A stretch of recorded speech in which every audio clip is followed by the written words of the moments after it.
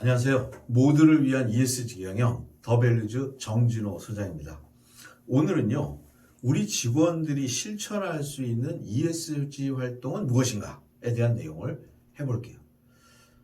지금까지 우리 기업은요, 대기업을 중심으로, 상장 기업을 중심으로, 그 다음에 제조업을 중심으로 ESG 활동들과 ESG 경영을 하고 있습니다.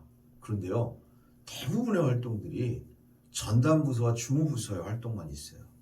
우리 직원들이 그럼 뭘 참여하면 좋을지에 대한 내용들을 제대로 다루고 있지 못합니다. 그래서 제가 이 내용들을 한번 종합적으로 말씀을 좀 드리겠습니다. 저는 더밸류즈의 정진호 소장이고요. ESG 경영, 가치관 경영, 조직 문화 이런 부분을 연구하고 컨설팅하는 것을 제가 아는 일로 하고 있습니다. ESG 경영이 성공하려면 어떻게 해야 될까요?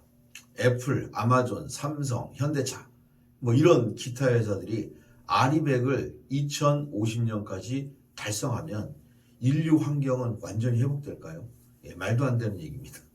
그 회사만 잘 되는 거고요.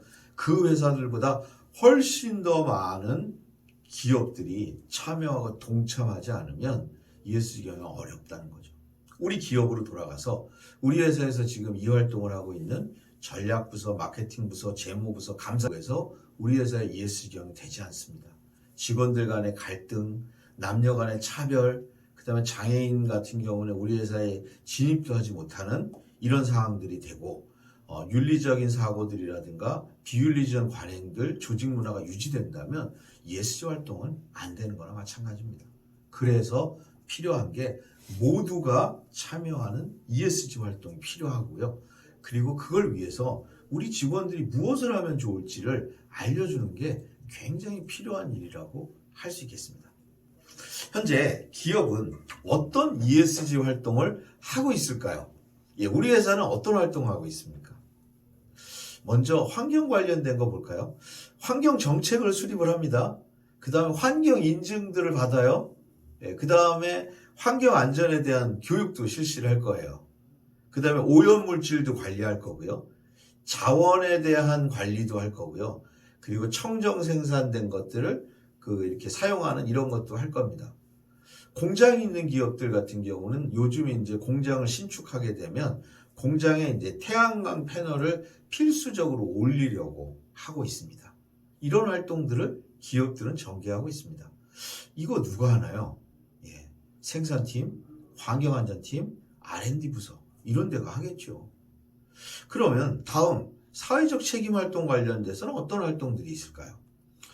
일단은 이제 우리가 인권 경영 이런 것들을 이렇게 해야 되고요. 그 다음에 채용할 때 여성, 그 다음에 비정규직을 정규직으로 전환하는 거, 장애인 이런 것까지 이제 포함이 되고요. 산업 안전과 관련돼서 문제가 되는 요소들을 제거하는 거 이런 것도 포함이 됩니다. 개인 정보를 보호하는 거 이런 것도 포함이 되고요. 사회에 기부하고 봉사하는 사회 공헌 활동 이런 부분들이 사회에 포함이 됩니다. 이렇게 떡국 봉사 이런 거 하잖아요. 이런 일날 우리 회사에서 이렇게 해주는 이런 거. 그 다음에 보육원에 선물 이런 거 보내는 것도 있고요. 인권 경영 선언문 이런 거 작성하는 거 이런 것들이 여기에 해당이 됩니다. 이런 활동 우리 회사에서 누가 합니까? 인사총무부서가 하지 않습니까? 그렇죠. 지배구조 활동 같은 경우는 어떤 게 있을까요? 일단 준법 경영하는 겁니다. 그리고 이사회를 운영하고 그 다음에 감사를 두고 운영이나 정보를 공시하고 이런 것들이 있고요. 이런 것들을 예시로 든다면은 예를 들어서 상금 감사 제도를 운영한다든가 홈페이지에 우리 회사에 대한 정보를 공시한다든가 우리가 좀 높은 수준으로 간다면 ESG 경영이나 지속가능 경영 보고서 이런 것들을 작성하는 거죠. 이거 누가 하는 겁니까? 전략부서, 재무부서가 합니다. 지금 우리나라에서 하는 ESG 경영 활동은 지금 말씀드린 이 활동을 하면 되는 거예요. 그런데 중요한 게 있습니다. 이런 활동에 우리 직원들 참여가 안 되는 거잖아요. 어떻게 해야 될까요? 어떻게 해야 될까? 그래서 우리 직원들이 실천할 수 있는 ESG 활동이 무엇인지를 우리가 아는 것들이 되게 중요합니다. 여기서 한 가지 전제가 있습니다. 그 전제는요. 우리 구성원들이 이러한 ESG 경영 활동에 대해서 인식하고 있어야 됩니다. 이건 ESG 경영 활동이야. 그 다음에 이거 공감해야 돼요. 예를 들어서 내가 공감하지 않으면 어떻게 됩니까? 연탄 봉사를 해요. 예를 들어서 내가 연탄을 왜 밟지 않을 거냐. 뭐 이런 얘기 나올 수도 있는 거잖아요. 예, 이런 거 곤란합니다. 그 다음에 내가 무엇을 해야 되는지 구체적으로 회사가 알려주는 게 중요합니다. 그래서 자발적으로 참여하는 게 중요해요. 우리가 ESG 활동을요, ESG 이니셔티브라고 얘기를 합니다. 기업에서 적용할 때 ESG 계획이라는 뜻인데요. 이 이니셔티브라고 하는 거는요, 그냥 단지 계획이 아니라 주도적이고 자발적인 계획을 이니셔티브를 붙이거든요. 이제 우리 회사가 이제 ESG 활동을 한다면 ESG 이니셔티브와 관련돼서 우리 직원들이 무엇을 해야 되는지를 구체적으로 알려주고 그것들을 실천할 필요가 있습니다. 이제 한 가지씩 보겠습니다. 그렇게 어렵지 않습니다. 정말 간단해요. 문제는 뭐냐? 이걸 ESG 활동이라고 생각하고 공감하고 실천하느냐의 문제가 있습니다. 첫 번째, 환경적 책임 활동에서 우리 직원들이 할 수 있는 일은 무엇이 있을까요? 최근에 2022년 말 그리고 23년 초에 관리비가 2배가 나왔어요. 그래서 예를 들어서 20만 원 나오던 데는 40만 원 나오고요. 40만 원 나오던 데는 80만 원, 막 100만 원까지 나왔다고 그래요. 깜짝 놀랐죠. 저도 2배 나왔거든요. 그래가지고 관리비 내역서를 봤어요. 그랬더니 저희 집이 3식구가 사는데요. 한 달 동안 물 이용한 게 50톤이라고 나오더라고요. 이게 상상이 안 가는 거예요. 50톤? 그러면 우리 국민들이 이것들을 사용 얼마의 물이 쓸까? 갑자기 좀 깝깝했습니다.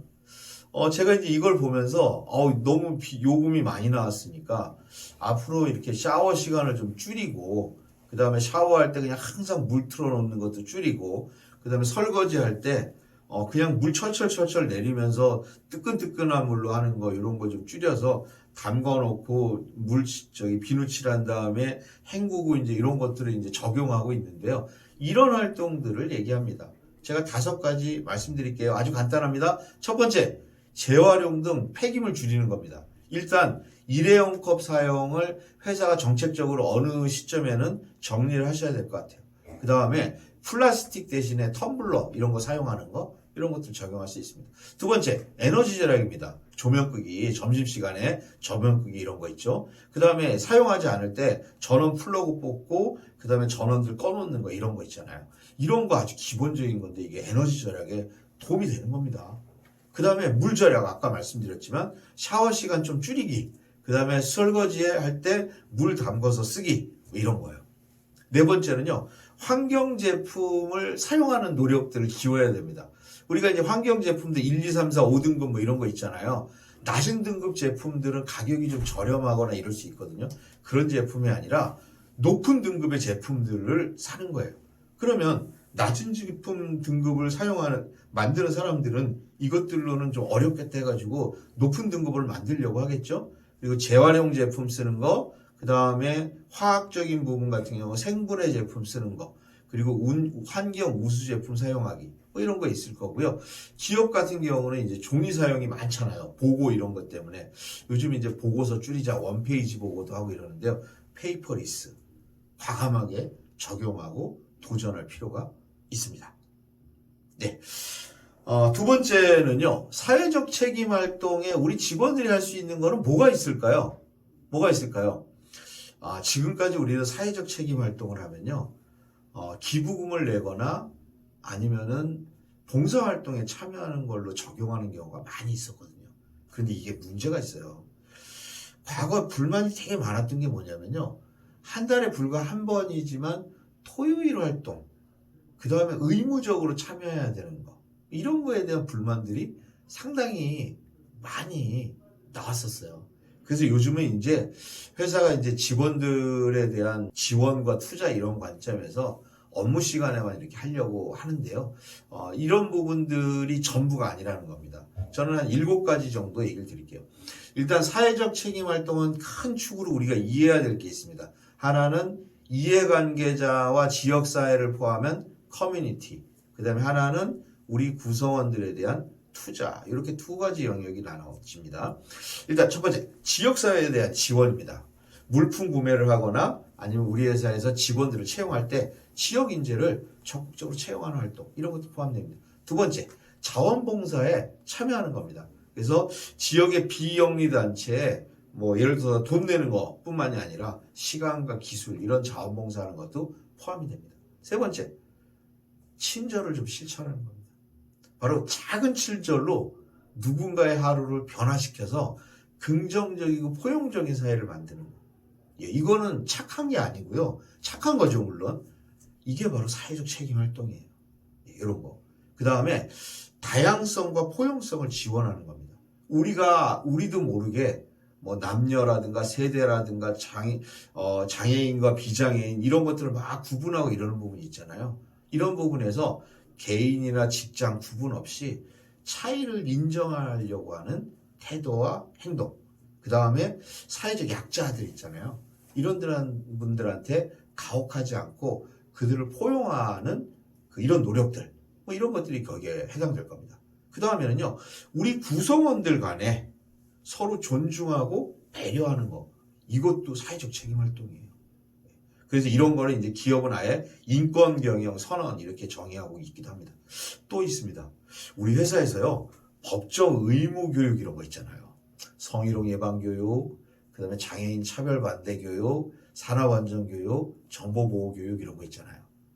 예전에는 이런 거 오프라인으로 하다가 코로나19 진행되면서 이거 다 온라인으로 바뀌었거든요.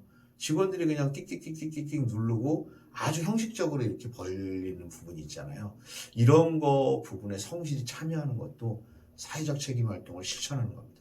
그 다음에 요즘 재택근무, 육아휴직, 유연근무제 이런 부분들은 바로 이러한 사회적 책임과 관련된 여러 요소들을 농축하고 있는 제도들이거든요. 이런 부분에서 우리 동료들이 사용할 때 이런 부분에 대해서 이렇게 지지하고 격려해 주는 거, 뭐 이런 부분. 그리고 이런 활동, 이런 부분에 대해서 비난하거나 그리고 이런 거에 대해서 좋지 않게 하는 거에 대해서 당당하게 얘기하는 거. 이런 것들이 사회적 책임 활동의 영역이 들어간다고 하겠습니다. 예, 끝으로 지배구조 활동입니다. 지배구조 활동은요, 우리가 지배구조 그러면 이사회나 감사나 이런 제도적인 걸로 생각하는데요. 이거는 영어를 번역하는 과정에서 지배구조가 된 거고요. 오히려 이렇게 표현될 바에는 투명 경영이라고 표현하는 게 훨씬 더 맞다는 생각이 듭니다. 대부분 기업이 이 지배구조 활동은 제도적으로 해결해야 될 부분이 많이 있고요. 그 다음에 리더들의 활동이 좀 중요합니다. 상대적으로 우리 직원들이 할 수 있는 활동들이 좀 적습니다. 어떤 게 있을까요? 첫 번째, 회사 정책을 준수하는 겁니다. 투명, 준법, 윤리, 그리고 이런 딜레마 상황에 대해 있어서의 태도, 이런 부분에 대해서 회사의 정책을 준수하는 겁니다. 두 번째는 책임감 있게 업무를 하는 거. 그래서 자기의 행동과 자기 업무에 대해서 스스로 책임지는 거. 이것도 바로 지배구조 활동에 들어가는 거예요. 이사, 감사, 사장만 투명한 의사결정을 하고 직원들 참여를 보장해야 되는 게 아니라는 겁니다. 우리 직원들도 그렇게 행동해야지 우리도 요구할 수 있는 거죠. 그 다음에 투명성을 유지하는 겁니다.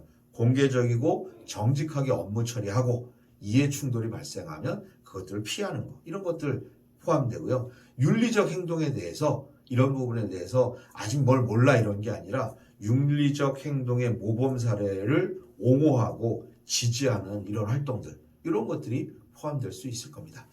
제가 오늘은요, 우리 직원들이 실천할 수 있는 ESG 활동에 대한 얘기를 했는데요. 앞으로도 보다 더 많은 연구를 통해서 우리 직원들이 이런 것들을 실천할 수 있도록 연구 결과가 많이 있었으면 좋겠습니다. 감사합니다.